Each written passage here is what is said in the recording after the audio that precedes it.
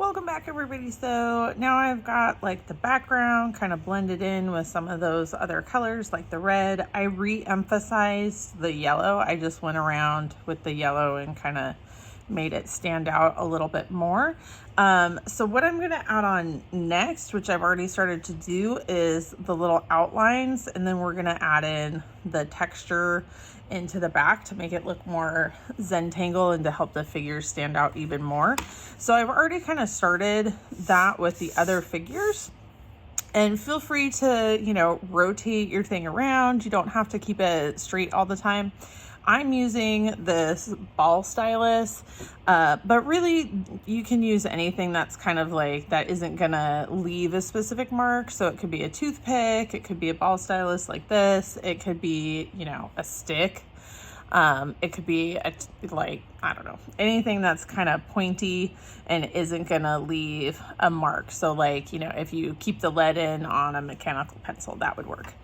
But what I like to do to kind of help emphasize the figure is I will just trace around the figure, and I will keep the paper towel near me so that way I can, when I start building up a little bit of gunk, I can wipe it off. But you're basically just going to outline all the figures, and then you're going to add in any of your Zentangle patterning that you want. The other thing that I like to do is I like to also trace the lines in the background where, I had the original lines. I like to add those in to emphasize those as well.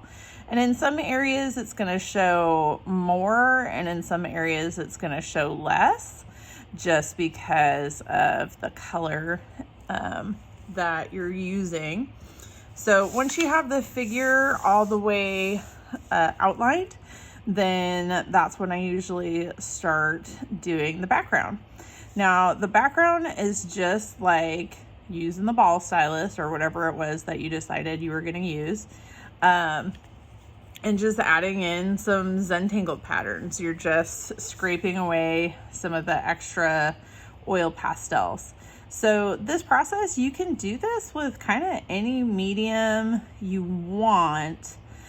So if you wanted to use colored pencils and stuff, you could do colored pencils. It's just you wouldn't be able to scrape away the media in quite the same way as you can with the oil pastel.